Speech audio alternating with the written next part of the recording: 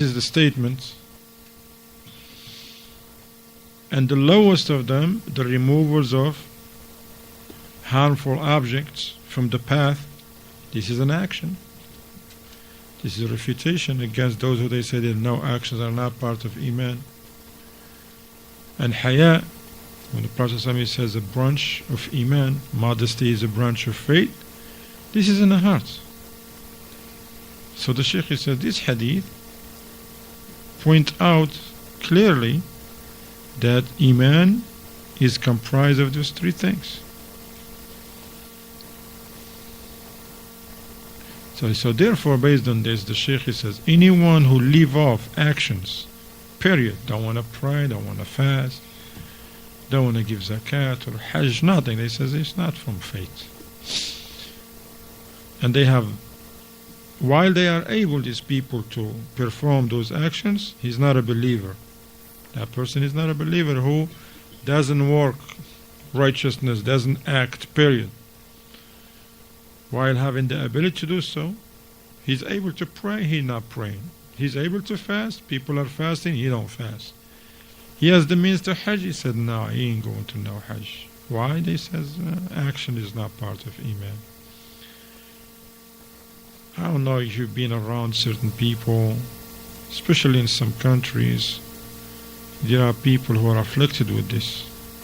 They don't pray, they don't do anything. And if you tell them, what they tell you? They point to their heart and they say, Iman fil qalb. Iman is in the heart, brother. You know, that's all you need. So that this salat is just extra, you know. Salat, fasting, hajj, reading Quran, that's only extra. But the main thing is right here, the heart. The ulama, they said, if they are truthful and they understand what they say, they will work. Prophet ﷺ, did he just like believed in his heart and didn't do anything and he's the best of the creation? No, he used to do actions, sallallahu alayhi wasallam. So the Shaykh said, if anyone leave off actions completely while able to perform them, he's not a believer. He's not a believer, even if you believe in his heart and say it with his tongue. As for the one who leave off some actions, this person is now based on the action he has left off. If he left certain actions, he become a kafir, disbeliever. But if he leave off some, he may not be a disbeliever, but he's still a believer, but naqis al-iman. His belief is deficient. His iman is deficient. The Shaykh gave an example. He says, the one who say he's a believer, Muslim and this, but don't pray. He said he's a kafir. He's a disbeliever, as these men found in the ahadith and the ayat. But if a person leave off actions other than the salat, then he is deficient in his iman. He is deficient. He's still a Muslim, but he's deficient, like those who commit major sins that are less than shirk. Those who commit major sins, like they steal or commit zina or something like that, these still Muslim. Major sins less than shirk does not take a person out of Islam. This is manhaj of Ahlus Sunnah wal Jama'ah, as opposed to the Khawarij and the Mu'tazila wal Iyadu Billah. Okay? So the Shaykh said it is a must that a person combine between the apparent Islam and the Iman that is in the heart. Okay? You gotta do action. That's what make you a Muslim. People, they say he's a Muslim. Why? They may never heard. They say, well, I saw him praying in the masjid. You see? Or they give us salam. He fasts in Ramadan. Alhamdulillah. So people, there are certain things that the people see you, the apparent actions. But they are not enough. The apparent actions, people can say, yeah, he's a Muslim. Yeah, he prays. Yeah, she wears hijab. Oh, but that's not going to help the person unless that person have iman in his heart.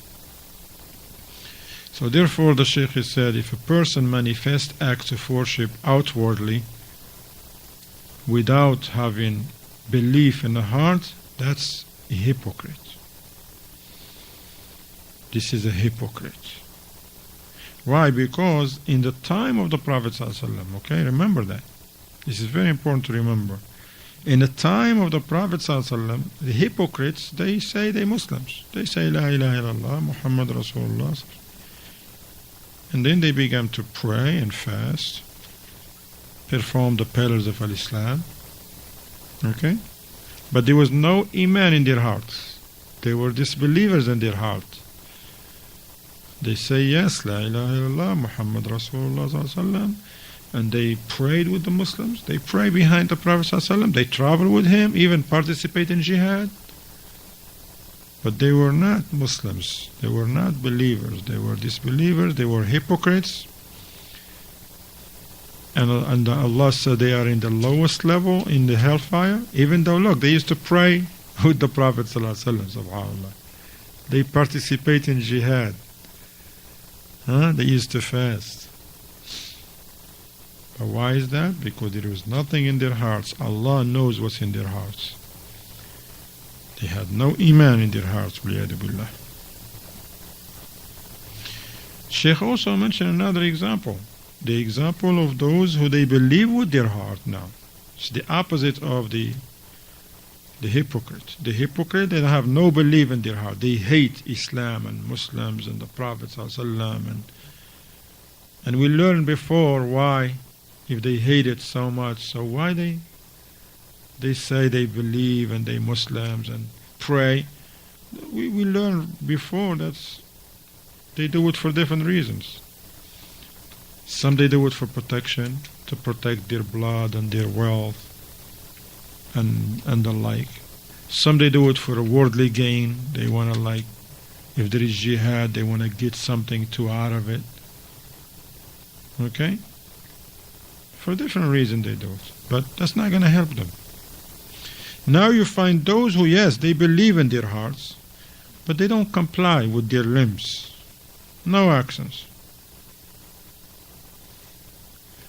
The Shaykh says, actually, those who they don't comply, and they didn't even say it with their tongue. Somebody in his heart, he considered himself a believer because he believed. He believed in Allah and he believed in the Messenger of Allah ﷺ, but he refused to say it with his tongue. He's not doing no action. The Shaykh said he's not a believer. Because believing with the heart alone is not enough. Yes, having belief in the heart is one of the main components of Iman, no doubt. The Shaykh says. But still with it is a matter the person can, I gotta say it with his tongue and follow it with actions. He said, look, for example, the mushrikeen, the polytheists, and the pagans, they believed with their hearts. They believed in Allah. We have so many ayats that they believed in Allah. Likewise, the Jews and the Christians, they believed with their hearts that the message of the Prophet Muhammad ﷺ is a true message. They agree with him in their hearts, but then, for those reasons we learned before, they disagree with him outwardly. Okay?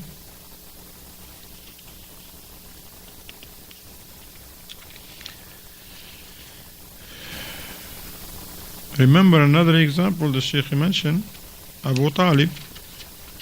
Who knows Abu Talib? You know Abu Talib? Who is he? Abu Talib. Ahsant. That was one of the uncles of the Prophet ﷺ. Was he believer or disbeliever? Naam, he was a disbeliever.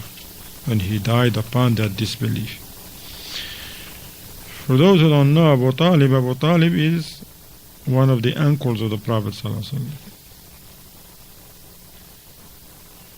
We know that the Prophet ﷺ, he was an orphan. His father died while he wasn't born yet. He was still in the womb of his mother. And when his mother gave birth to him, a few years later she died also. So he was raised by his grandfather, Abdul Muttalib. And soon after that he died himself. And he was still very young, the Prophet ﷺ. And then he was, raised by his uncle, Abu Talib. For a long time he took care of him, until when the Prophet ﷺ got married, and until when the Prophet ﷺ became a prophet. And then for the first 10 years or 11 years of the prophethood, he was supporting him, even though he's not a Muslim. He supported the Prophet ﷺ and protected him against the pagans of Quraysh, and even put himself in harm's way and many times. Look, still he has lines of poetry, this Abu Talib. قال ولقد علمت بأن دين محمد من خير أديان البرية دينا. He said, I know that the religion of Muhammad sallallahu alaihi wasallam is the best religion. Is the best religion, period. ولولا الملامة أو حذار مسبة لرأيتني سمحا بذاك مبينا. He says, has it not been for the fact that the people will say something or insult me, talk bad about me if I accept Islam, I will certainly accept Islam. Look what they think. They think about their image. At that time they have that pride and that qawmiyya. He wanna be Muslim, and he know this is the best religion in his heart, you see. That was not enough. But he was thinking about what the people are going to say about him. Are you left the religion of your forefathers? How could you do such thing? And he didn't accept it. He didn't say it. So the Shaykh, he says, look, Abu Talib,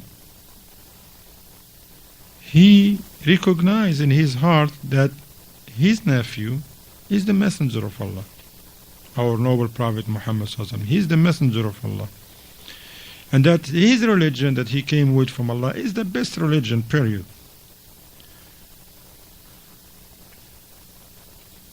But why he didn't say it? Why he didn't make it public and say it? Going along with his people. See? And this something happens. Sometimes the person, he just wants to tag along with his own people. It doesn't matter, they are right or wrong. And this is not good. You don't tag along with your people, whether they are right or they are wrong. You're going to go with the haqq, whatever he is. Alright? He said, because if he believed in the Messenger of Allah sallallahu, he has to free himself from the religion of his people. He don't want that. The Jahiliyyah and tribalism and Qawmiyya was an obstacle in front of him. And he doesn't want to manifest what's in his heart. Even at the moment of death, Prophet ﷺ, he was eager to, he would keep calling him to Al-Islam. Even while he was facing the agonies of death, Prophet ﷺ went there and visited him, and he was with him until he died, until Abu Talib died. But the Prophet ﷺ was telling him, Ya Am, Qul la ilaha illallah. Oh uncle, say la ilaha illallah. That's all I want from you. Say la ilaha illallah. Remember, he believed in that in his heart. But the Prophet ﷺ telling him, say it. Say la ilaha illallah. Say none has the right to be worshipped except Allah. But then some evil companions, they were in there. Abu Jahl and those who were with him, they were there too. Because remember, Abu Talib was from the main figures at that time, the famous and the leaders amongst Quraysh. So when he was dying, other people came. Abu Jahl, the enemy of Islam, and some people with him, and whoever was with him. Whenever the Prophet ﷺ said to him, uncle, say La ilaha illallah, they jump and say, are you going to leave the religion of your forefathers? You're going to leave